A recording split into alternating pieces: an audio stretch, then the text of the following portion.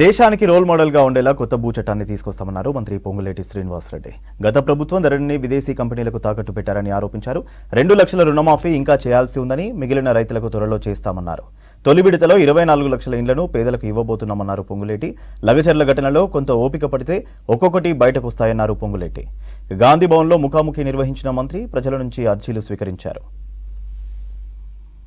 ఇందిరమ్మ రాజ్యం అంటేనే ఇందిరమ్మ ఇళ్లు, ఇందిరమ్మ ఇళ్లు అంటేనే ఇందిరమ్మ రాజ్యం. అర్హులైన ప్రతి పేదవాడికి చిరకాల కోరిక ఏదైతే ఉందో ఒక ఇల్లు కావాలి అని ఆ ఇల్లిచ్చే కార్యక్రమానికి శ్రీకారం చుట్టాం. మొదటి విడతగా 4.5 నుంచి 5 లక్షల ఇళ్లు ఇస్తామని, ప్రతి సంవత్సరం రాబోయే 4 సంవత్సరాలలో 20 లక్షల ఇళ్లు తప్పకుండా పేదవాళ్లకి, అర్హులైన వాళ్లకి, పార్టీలకి, కులాలకి, మతాలకి అతీతంగా ఇస్తామని చెప్పాం.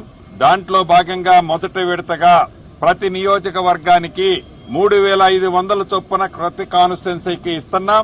ఎవరికైతే ఇందిరమ్మ ఇళ్లు ఇస్తున్నామో 400 చదరపు అడుగులు ఇళ్లు కట్టుకోవాలి. మొదటి విడతగా ఎవరికైతే ఇళ్ల స్థలం ఉందో, ఇళ్ల స్థలము ఉన్న వారికి ప్రతి గ్రామంలో గ్రామ సభ పెట్టి పేదవాళ్లలో బహుపేదవాళ్లకి ఇళ్లు ఇస్తాము. 4 విడతలుగా ఈ 5 లక్షల రూపాయలు ఇస్తాం. మొదటి విడతగా ఫౌండేషన్ కంప్లీట్ కావడంతోనే 1,00,000 రూపాయలు ఇస్తాం. లెంటర్ లెవెల్ అంటే కిటికీ లెవెల్ కంప్లీట్ కావడంతోనే 1,25,000 ఇస్తాం. స్లాబ్ అవటంతోనే 1,75,000 ఇస్తాం. గోపరేషన్ టైంలో మిగిలిన 1,00,000 రూపాయలు మొత్తం కలిపి 5 లక్షల రూపాయలు ఇస్తాం.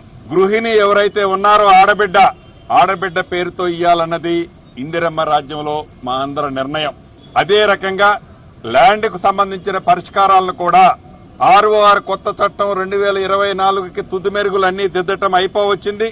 రాబోయే కొద్ది రోజుల్లోనే అసెంబ్లీ సాక్షిగా దేశంలోనే ఒక రోల్ మోడల్ కొత్త ROR చట్టాన్ని తెలంగాణ ప్రజలకి ఈ ప్రభుత్వం, తెలంగాణ రాష్ట్రంలో ఉండే అనేక మంది మేధావుల సూచనలు, సలహాల మేరకు, చివరికి ప్రతిపక్ష పార్టీకి నాయకులు ఇచ్చిన సూచనలు మంచివైతే వాటిని కూడా ఈ చట్టంలో క్రోడీకరించాం.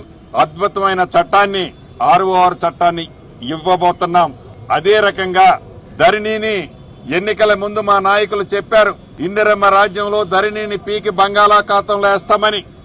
ఆనాటి ప్రభుత్వం తెలంగాణ భూములున్న భూస్వాముల ఆస్తులు విదేశ సంస్థలకు తాకట్టు పెడితే నెల రోజుల క్రితం ఆ తాకట్టును విడిపించి స్వదేశ సంస్థ NICకి ఇచ్చాం. పారదర్శకంగా ఏదైతే ధరణిలో అనేక అవకతవకలతో పాటు అనేక ప్రభుత్వ స్థలాలని ఆనాటి పెద్దలై కన్ను సైగలలో మార్పులు చేసుకున్నారో వాటన్నీ పేదవాడి ఆస్తి, అది తిరిగి తీసుకొని పేదవాడికి ఇస్తాం.